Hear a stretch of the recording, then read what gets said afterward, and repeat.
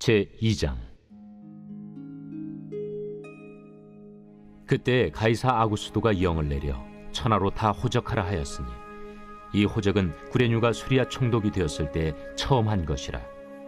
모든 사람이 호적하러 각각 고향으로 돌아가매 요셉도 다윗의 집 족속이므로 갈릴리 나사렛 동네에서 유대를 향하여 베들레헴이라는 다윗의 동네로 그 약혼한 마리아와 함께 호적하러 올라가니 마리아가 이미 잉태하였더라. 거기 있을 그때 해산한 날이 차서 첫 아들을 낳아 강보로 싸서 구유에 누였으니 이는 여관에 있을 곳이 없음이로라. 그 지역의 목자들이 밤에 밖에서 자기 양떼를 지키더니 주의 사자가 곁에 서고 주의 영광이 그들을 두루 비추매 크게 무서워하는지라. 천사가 이르되 무서워하지 말라. 보라, 내가 온 백성에게 미칠 큰 기쁨의 좋은 소식을 너희에게 전하노라. 오늘 다윗의 동네에 너희를 위하여 구주가 나셨으니 곧 그리스도 주시니라. 너희가 가서 강부에 쌓여 구유에 뉘어 있는 나귀를 보리니 이것이 너희에게 표적이니라 하더니 호련히 수많은 천군이 그 천사와 함께 하나님을 찬송하여 이르되 지극히 높은 곳에서는 하나님께 영광이요 땅에서는 하나님이 기뻐하신 사람들 중에 평화로다. 샬롬, 반갑습니다. 오늘도 큐티로 여는 기막힌 하루입니다. 오늘 나눈 말씀은 누가복음 2장 1절에서 14절 말씀으로 큰 기쁨의 좋은 소식이라는 제목의 말씀을 나누려고 합니다. 오늘 말씀은 예수님의 탄생 과정을 나타내고 있는데요. 오늘 그 과정을 통해서 우리는 큰 기쁨의 좋은 소식에 대해 살펴보도록 하겠습니다. 첫 번째로 큰 기쁨의 좋은 소식은 고향으로 돌아갑니다. 1절과 1절에 그때의 가이사 아구스가 영을 내려 천하로 다 호적하라 하였으니 3절과 4절에 모든 사람이 호적하러 각각 고향으로 돌아가매 요셉도 다윗의 집 족속이므로 갈릴리 나사렛 동네에서 유대를 향하여 베들레헴이라 하는 다윗 동네로 라고 합니다. 가이도스 아우구스는 천하로 다 호적하라는 명령을 합니다. 로마인들은 팔레스타인을 다스렸고 로마 황제 가이사 아구스는 훌륭한 행정가였으며 재정 상태를 세밀하게 살피는 사람이었습니다. 그는 주전 27년부터 주 14년까지 통치하였습니다. 로마의 호적은 군대 징집이나 세금 징수를 원활하게 하기 위해서 시행되었습니다. 유대인들은 로마가 군대에 복무할 의무는 없었지만 세금 납부는 피할 수 없었습니다. 아우구스의 칙령은 완벽한 하나님의 때에 공표되었으며 자식의 아들을 세상에 보내고자 하신 하나님의 계획과 일치하게 이루어지게 된 것입니다. 그래서 모든 사람이 호적을 하러 각각 고향으로 돌아가게 됩니다. 세금 징수는 혈통을 따라 이루어집니다. 요셉은 유순하게 베들레헴까지 약 140km를 여행을 합니다. 로마의 질서에 순응하여서 마리아와 함께 베들레헴으로 여행을 하는 것입니다. 그것은 다윗의 고향입니다. 성경에서는 미가야 5장 2절에 베들레헴 에브라다야 너는 작은 고을 중에 작을지라도 이스라엘을 다스릴 자가 내게 나올 거라 라고 합니다. 그래서 베들레헴은 장차 메시아가 거기에 탄생될 거라는 말을 합니다. 그래서 요셉 역시 다윗의 자손이었고 혼자 여행하는 것은 아니지만 아직 결혼하지 않았으나 임신한 상태인 마리아와 동행합니다. 하나님은 모든 역사를 통치하고 계십니다. 요셉과 마리아가 그곳에 살지 않았지만 예수님의 그분의 탄생을 예언한 말씀대로 이루시기 위해 베들레헴으로 가게 되는 것입니다.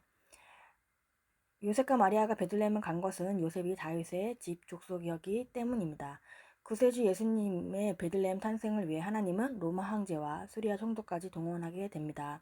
존 오브스는 이렇게 말합니다. 가이사는 이전의 고레스처럼 자신도 모르는 상황에서 하나님의 목적을 성취하는 종으로 사용되었습니다.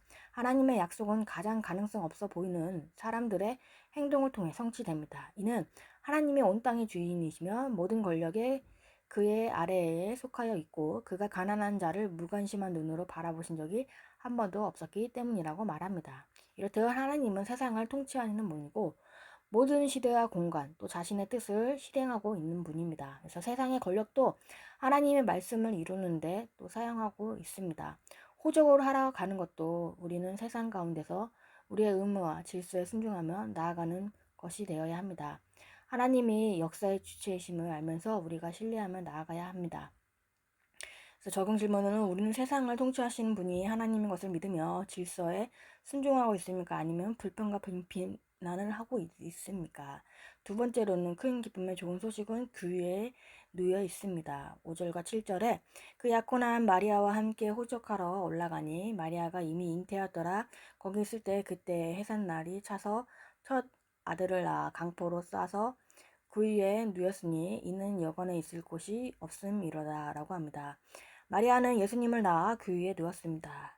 맏아들을 낳아서 강포에 싸서 그 위에 누웠으니 이는 사관에 있을 곳이 없음이라 라고 합니다. 마리아는 그 아이를 강포에 쌌습니다. 강포는 아기를 보호하고 안정감을 주기 위해 사용하였던 천이었습니다. 이것이 아기의 내부 장기들을 보호해 준다고 믿었습니다. 영아를 천으로 싸는 이 풍습은 아직도 중동 국가에서 행해지고 있습니다. 분명 마리아와 요셉은 자신들의 힘으로만 출산을 하였던 것 같습니다. 그렇지 않으면 산파가 와서 아이를 강포에 쌌을 것입니다. 구유란 소나 말 또는 나귀가 죽을 먹는 그릇 또는 여물통을 말합니다. 이것은 사실 슬프고 비참한 이야기인 것입니다. 마곡간의 여물통을 줍고 냄새나고 더러운 것입니다. 예수님은 이처럼 춥고 더럽고 냄새나는 구유에 누웠던 것입니다.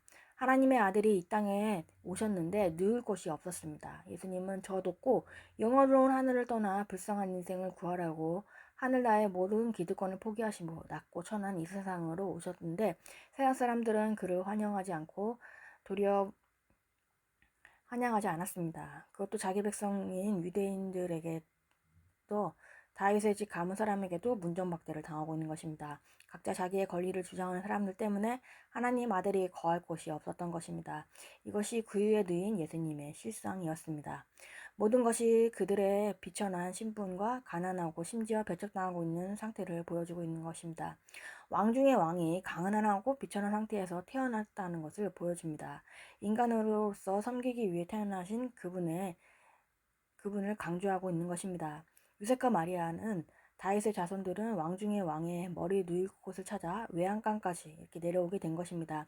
하나님은 이렇게 하늘의 가장 높은 곳에서부터 구원을 가져오시기 위해 땅의 가장 낮은 곳으로 오시게 됩니다. 세상 관점에서 볼 때는 강보에 쌓인 아기가 그 위에 쌓인 아기는 이렇게 비천해 보일 수 있습니다. 그러나 그 아이가 온 세상을 구원할 그리스도인 것입니다. 예수님은 이렇게 화려한 조명 아래 계시지 않았습니다. 아무도 알아주지 않는 그 섬김의 자리에 계셨습니다. 우리들도 누가 알아주지 않아도 우리에 있는 그 섬김의 자리를 지키는 사람들이 되어야 합니다. 그리고 우리의 낮아짐과 섬김으로 다른 사람을 구원으로 인도하는 데 사용되기를 바랍니다. 적용 질문들은 그 위에 누이신 예수님처럼 우리가 낮아짐으로 구원으로 인도할 사람은 누구인가요? 아무도 알아주지 않아도 하나님과 함께 나아가겠습니까? 두 번째로는 큰 기쁨의 좋은 소식은 구주가 나셨다는 것입니다. 10절과 11절에 천사가 이르되 무서워하지 말라. 보라, 내가 온 백성에게 미칠 큰 기쁨의 좋은 소식을 너희에게 전하노라. 오늘 다윗의 동네에 너희를 위하여 구주가 나섰으니 곧 그리스도 주시니라 라고 합니다. 천사들이 목자들에게 전한 소식은 우선 온 백성에게 미칠 큰 기쁨의 좋은 소식이었습니다. 원문에 의하면 좋은 소식을 전하다는 것은 하나의 동사로 이루어져 있고 그 전한 내용은 온 백성에게 미칠 큰 기쁨인 것입니다. 예수님의 탄생은 무엇보다 온 사람들에게 큰 기쁨인 것입니다. 예수님의 탄생이 우리에게 기쁨이 되는 것은 오늘날 다윗의 동네에 너희를 위하여 구주가 나셨으니 곧 그리스도라 주시니라 라고 하는 것입니다. 우리를 위해 구주가 탄생했다는 것이 우리가 기뻐해야 될 이유인 것입니다. 그 위에 누이신 예수님이 우리의 구주가 되어 주십니다. 구주가 그 아기의 호칭이 된 것입니다. 그는 성경의 구원자의 전통을 따르며 곤란함을 겪는 힘없는 백성을 위해 원수를 정복하는 영웅이 될 것입니다. 그가 바로 그리스도 메시아며 오시리라 약속되었던 기름 부음 자였습니다. 예수님의 탄생 소식을 듣는 사람은 비천한 목자들이었습니다. 목축은 외로운 직업입니다. 또 특히 목자는 밤에 깨어 있어야 했습니다. 양들이 잠에서 깨어 흩어져 방황하지 않도록 먹이를 찾아 헤매는 사나운 약사들부터 양들을 지키기 위해 깨어 있어야 했습니다. 그런 직업을 가진 사람을 찾아가 위대한 구원의 역사의 증인으로 삼으신 것은 오직 하나님이었습니다. 목자들은 뜻밖의 온 백성에게 미칠 기쁨의 좋은 소식을 듣습니다. 복음은 두려움이 아니라 기쁨을 가져옵니다. 기쁨은 행복과 만족의 내적 느낌이며 즐거움과 찬양으로 표출되는 것입니다. 기쁨은 비천한 목자들이나 집을 떠나 멀리 있는 외로운 부모들에게만 오는 것이 아닙니다. 기쁨은 모든 사람에게도 오는 것입니다. 가장 그럴 것 같지 않은 장소, 가장 그럴 것 같지 않은 사람들에게 하나님은 세상의 두려움을 쓸어버리고 기뻐할 이유를 주시는 것입니다. 이 소식은 천하를 호령하던 아우구스에게도 또한 그 밖에 많은 사람에게 전해지지 않았습니다. 예수님에 대한 복음이란 그가 평범한 백성들을, 보통의 사람들, 또 사회의 소외자들을 비롯한 모든 사람들에게 다가가는 것입니다. 당시에 무시당하던 목자들에게 먼저 기쁨의 소식이 전해지게 된 것입니다. 이처럼 마음이 낮아지고 겸손한 환경일 때 예수님의 소식이 들리게 되는 것입니다. 우리들도 내세울 것 없는 환경이 말씀이 들리는 귀한 자리인 것입니다. 그때 우리에게 말씀이 들리길 원합니다. 또한 그곳에서 우리는 하나님의 은혜를 경험하길 바랍니다. 14절에 지극히 높은 곳에서는 하나님께 영광이고 땅에서는 하나님이 기뻐하신 사람들에게 평화로다 라고 합니다. 예수님의 탄생은 먼저 하늘에 계신 하나님께 영광이었습니다. 왜냐하면 하나님은 온 천지 만물을 창조하셨고 그 가운데 인간을 창조하셨으며 인간의 타락 후에도 인간의 구원과 운명에 대해서 지속적으로 관심을 가지고 계십니다. 평화란 인간이 누리는 건강과 평안, 번영, 복지를 포함한 넓은 의미의 평강입니다. 평화는 메시아만 주실 수 있는 평안인 것입니다. 평화는 모든 사람에게 다 주어진 것이 아니라 하나님의 기뻐하심을 입은 자에게 주어지는 것입니다. 기뻐하심이란 단어는 유도키아인데요. 이것은 하나님이 기뻐하시는 것, 하나님의 기쁘신 뜻을 의미합니다. 이것은 구원의 은혜, 곧 평화의 은혜를 받은 것이 전적으로 하나님의 주권에 속해 있는 것을 말을 합니다. 이렇게 양떼를 지키다가 하나님의 기쁜 소식을 들은 목자들처럼 우리들도 주어진 자리를 지키면서 내세울 곳 없는 그 환경이 바로 말씀이 들리는 귀한 자리인 것을 깨닫기 바랍니다. 그래서 마음이 낮아지고 겸손한 환경일 때 예수님의 소식이 들리게 됩니다. 그래서 우리 모두에게도 예수님의 소식 또 말씀이 들리는 그 말씀이 들리기를 원합니다. 그래서 하나님께 영광 돌리고 예수 그리스도 안에서 진정한 평화를 누리는 우리들의 되기를 바랍니다. 적은 질문으로는 지금의 내 신분이나 환경을 뛰어넘어 복음의 기쁜 소식을 누리고 있습니까? 나에게 큰 기쁨의 좋은 소식은 무엇이 있나요? 1월 16일 보수산자입니다. 성경이 교과서가 되고 성령이 스승이 되고 환란이 주제가 되어서 예수님을 날마다 알아갈 때 어떤 환경에도 평안할 수 있는 신기한 능력을 얻을 수 있습니다. 다 같이 기도하겠습니다.